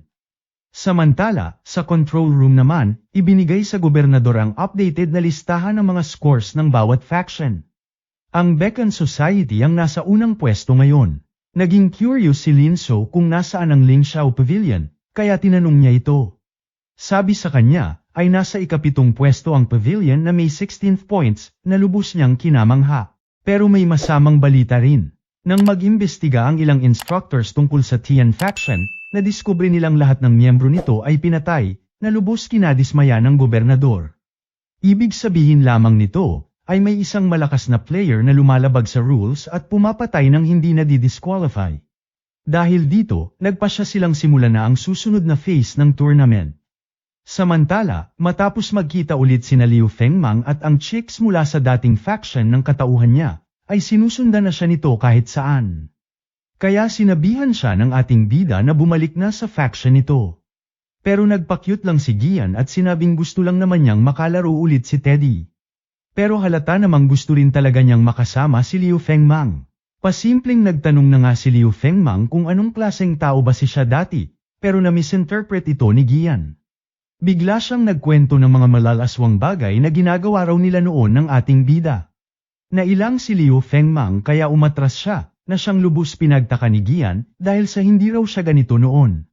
Nagpalusot na nga lang si Liu Fengmang na may matinding sakit ng ulo raw siya lately kaya nakakalimot na siya ng mga bagay-bagay. Dito na nga natigilan ng dalaga, at tinanong ang ating bida kung bumalik na naman daw ba yung sakit niya noon. Naintriga na nga rito si Liu Fengmang, at baka ito na raw ang sagot sa nararamdaman niyang sakit sa ulo, kaya hinawakan niya si Gian sa balikat at pinakiusapang ikwento ang lahat. Dahil sa hiya at kaba at tila iba ang nasa isip ng dalaga, ay sinuntok nito si Liu Fengmang. Pero agad din siyang nag-sorry at sinabing kasalanan nito ni Liu Fengmang. Bigla namang may pet na lumapit sa kanila, sa gulat ni Liu Fengmang ay si Firetails lang pala. Maya-maya, dumating na nga si Su, na masayang nakita muli ang ating bida. Pero biglang sumigaw ang master ni Su mula sa itaas ng bangin at tinanong kung may nahanap na raw ba siyang kalaban. Sinabi ni Su na wala, kasi mga kaibigan niya raw sila. Dito na nga napansin ni Liu Fengmang na ang weird ng faction ni Su dahil sama-sama sila. Hindi efficient para sa competition na ito. Ipinaliwanag ni Su na may rason kung bakit ganun, pero ayaw pa niyang sabihin. Walang ano-ano'y biglang may malakas na presensya na nga silang naramdaman, hanggang sa dito na nga lumutang at nagpakilala si Nieshing ng Baekhan Society. Agad naramdaman ni Su na delikado ito, ngunit huli na para tumakas pa sila. Bago pa lumala ang sitwasyon ay inunahan na nga ito ni Su na kausapin. Pinaliwanag niya na wala naman daw silang mapapala kung maglalabanan sila ngayon dahil wala ng orb sa area at hindi transferable ang points. Napaisip si Nieshing sa sinabi ni Su, na kalaunay napapayag na rin. Pero sa kamalas-malasan nila, aalis na sana sila, ay biglang may pa-announcement at sinabing nagsimula na ang next phase ng tournament, kung saan pwede nang manako ang bracelets ng ibang players para makakuha ng points. Dahil dito, napangisi na nga si Nieshing at biglang umatake. Riribat nga rin sana ang ating bida, ngunit bigla na lamang silang hinayla ni Su palayo. Nagtaka si Liu Fengmang kung bakit ayaw lumaban ni Su, pero sabi ni Su, na wala raw silang laban kay Nieshing. Dito na nalaman ni Liu Fengmang ang totoo, na peke lamang ang buong faction ni Su. Naiwan naman ng mga kasamahan ni Su na siyang agad sumuko sa kalaban, bukod sa master nila na siyang samalo sa atake ni Nieshing at wala man lang nasamon na spiritual pets. Lubos na nga itong kinagalit ni Nieshing dahil pakiramdam niya niloloko siya ng mga ito. Dito na nga nagmakaawa ang tatlo at hindi nga raw sila tunay na pet masters. Pinaliwanag ni Su kina Liu Fengmang na wala na siyang mahanap na totoong miyembro, kaya nag-hire lang siya ng 3 taong nakasalubong sa kalsada. Galit na galit si Liu Fengmang dahil nilagay daw ni Su sa panganib ang mga inosente. At ngayon, mapapatay pa wala sa oras ni Nieshing unless sumuko ang mga ito. Balik sa control room, tinanong ni Lin So ang gobernador kung gusto ba nitong magpatayan ang mga participants dahil sa sobrang delikado ng bagong rule na ipinatupad nito. Pero sagot lamang ng gobernador na hindi raw yun ang goal nito, Bagkus ay gusto lang niyang makita kung sino talaga ang mga determinadong magtagumpay. Balik kay Nieshing, nakuha na niya ang bracelets ng 3 fake members, pero wala pala itong lamang points na lubos nitong kinabuisit, sabay pinatay ang matanda ng walang awa. Ayon naman sa gobernador, ang layunin daw ng phase na to ay bigyan ng chance ang mahihina na sumuko, para matira lamang ang tunay na mga may determinasyon. Pero hindi niya inasahan na may mga magsasamantala, na walang pakialam kung sino ang mapatay. Tulad nitong si Nieshing, na puno na nga ng panggigigil at target itong si Su. Papitik na rin po muna lods ng like at subscribe ko dyan, salamat. Ayun nga at nagsimula na ng second phase ng tournament, kaya unti-unti nang nagtipon-tipon ang mga miyembro ng pavilion sa isang cliff. Nandun na sina Shi at Yu, at makalipas ang ilang minuto, dumating na rin sina Liu Fengmang, Su, at si Gian. Napansin ni Yu na may chicks nang kasama sila Liu Fengmang, kaya napatanong ito kung sino ang dalaga. Ipinakilala ni Liu Fengmang si Gian mula sa Hongluan Building, pero bago pa siya makapagsalita ng buo, sumingit na si Gian at sinabing girlfriend daw siya ni Liu Fengmang. Lubos kinataranta na nga ito ng ating bida at saka ba ay sinubukang ipaliwanag na misunderstanding lang yun. Ngunit huli na, dahil naniwala na ang lahat, at very supportive pa nga ang mga ito, hanggang sa biglang nagkaroon ng announcement na 15 factions na lang ang natitira sa tournament. Maya-maya pa, dumating na rin si Gu, pero halatang may bumabagabag rito. Tinanong siya ni Shi kung hindi ba ito nakaipon ng orbs, ngunit dinedma lang ng dalaga at hindi raw yun ang problema. Nakita nga raw niya si Duan at ang pet nitong si Jaime na buhay pa. Pero imbes na matuwa, ay kinakabahan nitong si Gu, dahil parang may mali raw kay Jaime. Nabubulok ang katawan, at parang zombie. Nang marinig ito ni Liu Fengmang, naalala niya agad ang nangyari sa pet niyang whale sa past life niya. Sigurado siyang may kinalaman ang faction na sinalihan ni Duan sa mga pangyayaring yun. Galit na galit si Liu Fengmang sa mga nalaman at gustong malaman kung nasaan si Duan. Ngunit agad ding pinigilan ang nadarama at baka makahalata ang mga kasamahan niya, at hindi raw siya pwedeng magpadala sa emosyon, dahil kailangan nilang makaakyat sa rankings muna. Since nagsimula na ang Phase 2, kailangan nilang magplano agad. May 200 orbs pa raw na nakakalat sa isla, pero delikado kung maghihiwalay-hiwalay sila. Nagsuggest si Su na mag-team up sila para mang-agaw ng bracelet sa ibang players. Medyo risky nga lang pero magandang diskarte. Di sumang-ayon si Shi dahil wala raw siyang tiwala kay Su, at saka bawal namang pumatay ng trainers. Dito na nga sumingit si Liu Fengmang at makakakuha raw sila ng bracelets ng walang patayan basta may paghahanda. Ilang minuto lang, ginamit nilang patibong ang ilang peking orb, na siyang agad namang bumiktima sa 2 miyembro ng U2 sect. Nagpadala ng pet ang isa para kunin ang orbs, pero nang subukan niyang i-absorb, wala namang nangyari. Illusion lang pala lahat ng orbs at mga bato lang. Dito na nga sila na corner nila Liu Fengmang. Aatake pa sana ang isa gamit ang wolf pet nito, pero binanatan agad ni Thornback ng mga spikes kaya napa-arc habang tumatakbo. Sa malas nito ay rekta na nga nitong sinalo ang mapanghing paralyzing ihi ni Teddy ayun tamba ang tanga. Yung isa naman, tinangkapang lumaban, pero bago pa ito makaporma, umeksena na si Cactus at binalibag ito, pati rin ang kasamahan nito na sinungalngal nito sa lupa. May paihi na naman si Teddy hanggang sa kunin na ni Liu Fengmang ang bracelets nila. Isa na may 5 points, yung isa naman may 9 points, na siyang kinatuwa ni Shi. Pero syempre, sumingit si Su, at gusto rin daw niya ng share kasi parte siya ng plano. Dito na naman nga nagtalo sila Shi at Su, pero habang distracted ang lahat, biglang may kalaban na sumunggab kay Gian, ang grupo ni Boy Uod kanina na binanatan ni Yu.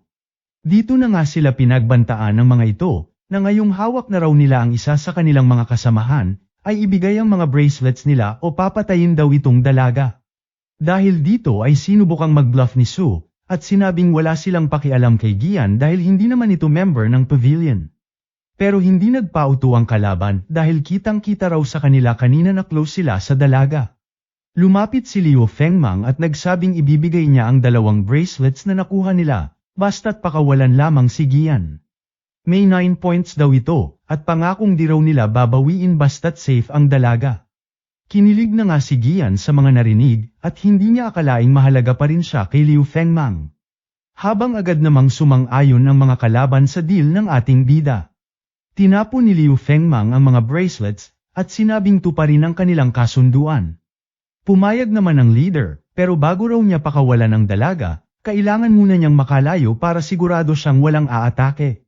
Kinagalit na nga nila ito dahil ang daming pakulo ng kalaban. Pero paalala ng kalaban na hawak pa rin niya ang buhay ni Gian kaya wala silang magagawa. Dito na nga nagsalita si Gian at humingi ng sorry sa lahat. Payag siyang isakripisyo ang sarili para lang matapos na ito, sabay kindat kay Liu Fengmang at sinabing magtiwala sa kanya. Wala nang ang nagawa si Liu Fengmang kundi pumayag na lamang, ngunit may babala siya sa mga ito, na kapag may nangyaring masama kay Gian, ay huhuntingin niya hanggang sa pinakahuling miyembro ang buong Baneful Faction. Habang papalayo ang leader ng Baneful Faction kasama si Gian, ay iniwan muna nito ang dalawang kasamahan nito para bantayan ang mga pavilion members at siguraduhing walang susunod. Pumayag naman si Liu Fengmang pero hindi siya mapakali dahil may kutob siyang may binabalak si Gian. Maya-maya, may announcement na biglang lumabas, eliminated na raw si Gian. Nalubos kinagulat ng ating bida, di pa man nagtatagal, ay may panibagong announcement ulit, kung saan sinabing eliminated na rin daw ang Baneful Faction leader.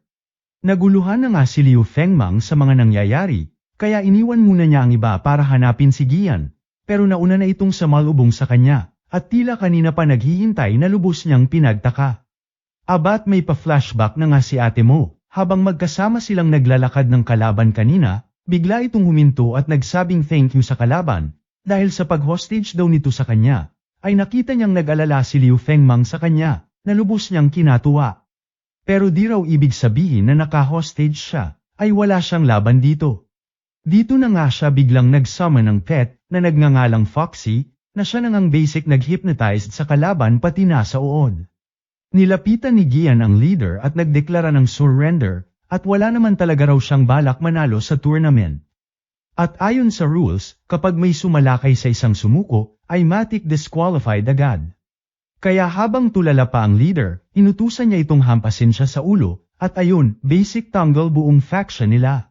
Di na nga makapaniwala si Liu Fengmang sa ginawa ng dalaga, at since nakamit naman na ni Gian ang goal niya, at bilang pasasalamat, ay binigay na nga nito ang bracelet ng kalaban sa ating bida. Sa control room naman, nagtataka si Linso kung bakit biglang eliminated ang buong Baneful Faction. Dito na nga pinaliwanag ng governor na disqualified ang mga ito dahil lumabag sa rules. May mga examiner na pinadala para kunin ang mga na-eliminate, at bago nga umalis si Gian, humingi ito ng sorry sa lahat dahil sa gulong na dala niya. Wala naman itong naging kaso sa lahat dahil ang dami naman daw nilang puntos na nakuha dahil sa kanya. Abat inimbitahan pa nga siya nila Yu na sumama sa celebration ng pavilion after ng tournament. Baka ayaw naman daw ni Liu Fengmang, ika na nga nito pero agad kinontra ng lahat at mag-jowa naman daw sila kaya walang magiging problema. Wala nang ang nagawa si Liu Fengmang kundi sakyan na lamang ang lahat at pagbigyan ang dalaga. Tinanong ni Gian kung gusto ba niya ng goodbye kiss. Agad na tumanggi si Liu Fengmang, kaya sumakay na lamang si Gian sa Griffin at lumipad palayo. Habang nasa ere, napaisip si Gian, ang dami na raw pinagbago ni Liu Fengmang, at parang ibang tao na siya, na mas bet nga raw niya ngayon, sabay sigaw na sa kanya lang daw siya. Ngiwi-ngiwi na nga itong ating bida, habang mapanghusgang mga tingin ang binanat sa kanya ng kanyang mga kasamahan. Kalaunan ay kwinenta na nga nila ang mga puntos nila, na nag-total ng 26 points, plus yung dati nilang 20 points, kaya 46 na lahat-lahat. Agad-agad humirit si Su, na gusto rin daw niya ng share. Ayun 5 points na nga binigay nila dito. Nang magkaayos na sila sa hatian ng points, na-update na rin ang scoreboard. Sa control room, tuwang-tuwa sila Tanshu at Linsu, dahil umakyat na sa second place ang pavilion. Nasa 41 points na sila ngayon. Puri si Tanshu sa grupo, dahil bukod sa second place na, ay walang casualty pa. Napansin ni Linsu na may isang pavilion member na mataas ang points, kaya tinanong niya kung sino ito. Sagot naman ni Tanshu, na si Jun Yanzi daw ito, pero ang totoo, alias lamang ito ni Liu Fengmang, at ginamit lang ang fake name para maiwasang mat race, since wanted pa siya bilang si Liu Fengmang. Natuwa si Linsu at excited siyang makilala si Jun Yanzi, kaya niyaya na nga niya si Tanshu na bumisita sa pavilion pagtapos ng tournament. Matapos ang announcement ng rankings nila, kung saan nangunguna ang Beacon Society na may 54 points, pangalawa ang Lingxiao Pavilion na may 41 points, at Raksha Sect na may 43 points, ay muling may pa-announcement sa kanila, kung saan wala nang pwedeng sumuko mula rito, at magsisimula na ang final phase. Napansin ni Lin Su na lumulubog na ang isla, kaya tinanong niya ang governor ukol dito.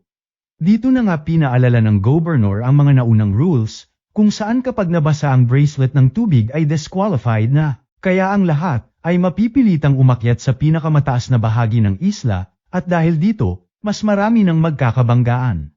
May 2 oras na lang bago tuluyang lumubog ang isla, at pagkatapos nun, ay final rankings na. Balik sa isla, ay agad nang tumatakbo sina Liu Fengmang at mga kasama niya paakyat. Lalo na at mas delikado na ngayon, dahil wala nang surrender option, at pwedeng umatake ang kahit sino. Walang ano-ano'y bigla na nga silang inatake ng slash ni Jaime, at dumating si Duan kasama ang bagong faction nito. Pagkakita pa lang dito ni Liu Fengmang, ay agad siyang nagtanong, kung anong ginawa ni Duan at naging bulok na halimaw si Jaime. Binara lamang ito ni Duan, at wala raw siyang karapatang magtanong, lalo na't isa lang siyang low-rankang newcomer. Dito na nga inutusan ni Duan ang mga kasama niyang bahala na sa iba, habang siya raw ang makikipaglaban kina Go at Shi. Habang distracted si Liu Fengmang, biglang may tentacle na hamatak sa paa niya, sabay hila papuntang tubig, pero wise itong si Liu Fengmang, dahil hinubad niya agad ang bracelet at itinapon kay Su. May 3 minutes siya para makabalik sa lupa at maisuot muli ang bracelet kundi ay disqualified siya. Sa ilalim ng tubig, hinarap niya ang isang dambuhalang octopus pet. Ngunit imbis na matakot, ay natuwa pa ito dahil perfect chance nga raw ito sa ating bida para magamit niya sinyan. Pabigyan chance din Lods like at subscribe ko dyan, salamat. Hindi makapaniwala si Su na naisip ni Duan na magdala ng water type pet, tapos nagtaka pa siya dahil parang kilala na ng lahat si Duan, kaya nagtanong siya kay Shi kung sino ba daw ito. Sabi naman ni Shi, dati nga raw itong miyembro ng pavilion nila. Dito na nga mas nagtaka si Su kung bakit gigil na gigil daw itong lalaki sa kanila. Bigla na lang sumigaw si Go, napakawalan nga raw nila si Liu Fengmang. Pero deadma lamang si Duan, at kahit isalbang araw nila si Liu Fengmang, ay hindi pa rin yun sapat para iligtas ang pavilion. Huwag na nga raw silang lumaban pa at ibigay na lang daw nila lahat ng bracelets nila kung ayaw nilang mapahamak. Tumagos nga lang sa mga tenga nito ang mga dada ni Duan at mas importante nga sa kanila ang kalagayan ni Liu Fengmang. Kinairita na nga ito ni Duan dahil parang lahat concerned kay Liu Fengmang, kahit baguhan pa lang ito sa pavilion. Sabi naman ni Gu, wala siyang karapatang magalit kasi siya yung unang tumalikod sa pavilion. Kaibigan pa rin daw ang turing niya rito, pero kung babangga siya sa layunin ng grupo, wala siyang magagawa kundi labanan ito. Habang naglalaban sina Go at Duan, nanunood lang si Yu sa gilid. Ayaw niyang madamay si Panda sa gulo, kaya nagtatago lang siya at naghihintay ng tamang timing para tumulong. Pero biglang lumapit sa kanya ang isa sa mga miyembro ng Rakshas faction. Sinubukan niyang takutin to, at sinabing mabangis si Panda sa laban, pero deadma lamang ang kalaban dahil meron din itong panda na siyang ibinida kay Yu. Sa gitna ng kaguluhan, nakatakas si Su at nagtago sa likod ng malaking bato. Nasa kanya ang bracelet ni Liu Fengmang, kaya kung hindi agad makakaahon si Liu Fengmang mula sa tubig, sa kanya mapupunta ang points. Kung magtatago lang siya hanggang matapos ang tournament, malamang top 4 na raw agad siya, yehey, ika na nga nito. Pero hindi pa siya nakakalayo, ay nakita siya ni Wang Gu, yung kalbo na leader ng faction na nakaalitan niya nung registration. Gusto ni Wang Gu mag-higanti gamit ang dinosaur pet niya. Pero habang nagyayabang si Kalbo, may isang Rakshas member na napansin siya at nag-summon din ng dinosaur pet na mas malaki pa. Wala silang laban, kaya napilitan si Su na tumakbo, habang nakasabit si Kalbo sa kanya. Samantala, sa ilalim ng tubig, nakatali na nga si Liu Fengmang sa mga tentacles ng higanteng octopus. Agad naman siyang nakalaya dahil biniisak lamang ito niyan. Tinangkang balutin ni octopus niya ng tentacles, pero sa sobrang liksi niyan ay nagkabuhol-buhol ang mga ito at nagmunta nga lamang sa harap ng ating bida. Nang hindi na makagalaw ang octopus, ay inutusan na ni Liu Fengmang siya na lamunin ito. Dito na nag-generate siya ng whirlpool at basic kinain ng octopus habang ang master nitong kalaban ay lubos na guguluhan sa mga kaganapan. At sa sobrang bilis nga ng mga pangyayari, ay hindi na nakapag-react pa yung kalaban. Pagkatapos, lumundag pabalik si Liu Fengmang sa lupa at nagpasalamat pa sa lalaki dahil sa masarap na pagkain na ibinigay nito sa alaga niya, sabay rekta itinapon sa tubig para ma-eliminate na ito. Pagbalik niya, masaya si Go at Shi na makita siyang ligtas, na siyang mas lalong kinabuisit ni Duan. Diretso si Liu Fengmang kay Su para kunin ang bracelet niya. Abat nagulat na nga si Su na buhay pa ang ating bida, sabay natuwa, dahil sakto kailangan niya ng tulong sa T-Rex na kalaban. Kung ano-ano na nga ang pinagsasasabi ni Su, kunwaring ipinaglaban daw niya kuno ang bracelet ni Liu Fengmang ng buong tapang, ngunit di naman naririnig ng ating bida na pilit sinisigawan si Su na ibalik na sa kanya ang bracelet bago matapos ang 3 minutes na palugid. Agad naman na nga itong ibinigay ni Su. Ngunit sa gulat niya, pagkapasa ng bracelet ay umalis agad si Liu Fengmang. Iniwan sila kaya napatakbo na lang ulit ito at ayaw nga tigilan ng dinosaur nilang kalaban. Samantala, natagpuan ni Liu Fengmang si Yu na nasa gitna ng laban sabay tanong kung kaya ba nito. Okay naman daw sila ika naman ni Yu, kaso ang problema nga raw ay itong si Panda, na hindi raw nakikinig sa kanya. Gusto lang daw nitong bugbugin ang kalabang brown panda. May kalakasan nga rin yung brown panda kaya laging nababalibag si Panda. Sa tuwing sinusubukan siyang sabihan ni Yu, ay deadma lang si Panda. Kaya sumali na sandali si Liu Fengmang at pinigilan si brown panda. Dahil dito ay tiningnan siya ng masama ni Panda, kaya agad sinabi ni Liu Fengmang na sandali lang ito dahil may kailangan lamang siyang pabor dito. Pinakiusapan niya si Panda na gamitin ang kulay-kulay powers nito para pinturahan si Nyan. Habang abala sila, busy naman sila Shi at Go laban kay Duan dahil sobrang lakas ni Jaime. Pero bago sila tuluyang matalo, dumating na si Liu Fengmang at sinaman si Nyan. Pero since bawal pa rin ang catfish, pinapinturahan niya si Nyan kay Panda para magmukhang ibang pet. Pinagtaka na nga ito ni Duan at anong klaseng pet daw ito. Rason naman ni Liu Fengmang na rock-type pet daw ito, na parang whale na naging ibon. Naniwala naman si Duan, pero inakusahan si Liu Fengmang na ginagaya ang yumaong master fan nila.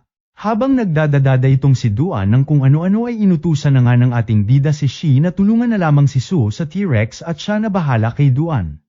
Ayun at di pa rin nga tumitigil sa pagtakbo si Su sa gubat habang sumisigaw kay Kalbo na bumitaw na para mas mabilis silang makatakbo. Pero ayaw din talaga bumitaw ni Kalbo. Sa wakas ay dumating na nga sila Shi at Thornback, na lubos na ngang kinatuwa ni Su. Pero bago tumulong, ay tinuro muna ni Shi ang isang parte ng puno at inutusan si Thornback na banatan ito ng spikes. Dito na nga biglang sumugod yung T-Rex at ginamit ang sarili para harangin lahat ng atake ni Thornback. Dahil nandito pala yung master nito na matagal nang nagmamanman, na-impress na nga ito kay Shi dahil ang bilis nitong napansin ang presensya niya. Sabay inalok si Shi na sumali na lamang sa faction nila. Samantala, akala ni Kalbo safe na siya, hanggang sa muli na naman niyang umatake ang T-Rex na lubos nitong kinagulat. Ayon sa sobrang takot hindi na kinaya ni Kalbo, ayun tumakbo sabay inihagis na lang ang bracelet niya kay Shi at bahala na raw sila. Kinagulat na nga ito ni Shi habang happy-happy naman itong si Su sa libreng points na ibinigay ni Kalbo. Bigla namang umatake uli ang T-Rex, at halos tamaan sina Shi at Su. Buti na lang nakaiwas sila agad, pero sa kasamaang palad ay nahulog ni Shi ang bracelet. Sinubukan ni Su gumamit ng fire attacks pero kahit nakuha niya ang atensyon ng T-Rex, hindi pa rin ito nasaktan. Dito na nga nagka-ideya si Shi. Agad naman itong nagets ni Su hanggang sa pinagsama na nga ni Su ang fire at ice tails para gumawa ng elemental swirl sa ere. Pagkatapos, inutusan ni Shi si Thornback na banatan ng spikes yung swirl para maambyo ito ng fire at ice energy. Nang tumama ang mga spikes sa T-Rex, bumaon ito at nasunog ang katawan ng halimaw. Tinawanan nga lang ito ng kalaban at siya naman daw ngayon ang may ipapamalas sa kanila. Walang ano-ano biglang sumigaw ang T-Rex, isang napakalakas na sigaw na nagpayanig sa paligid, maging sa mga spiritual pets na nasa paligid nito. Hindi gets ni Su kung anong nangyari, kaya ipinaliwanag ng kalaban na ginamit ng T-Rex ang teknik na menacing roar na nagpapagana ng instinctual fear sa mga pets na mas mahina kaysa sa T-Rex. Sakto namang dumating si Nishan, na basic sinapak lang ang T-Rex at napabagsak ito ng walang kahirap-hirap, na siyang lubos kinagulat ng lahat. Lubos na mangha na nga itong si Su, kaya tinanong si Shi kung kaibigan daw ba nito si Nishan. Oo naman agad itong si Shi at akala mo tropa na itong si Nishan.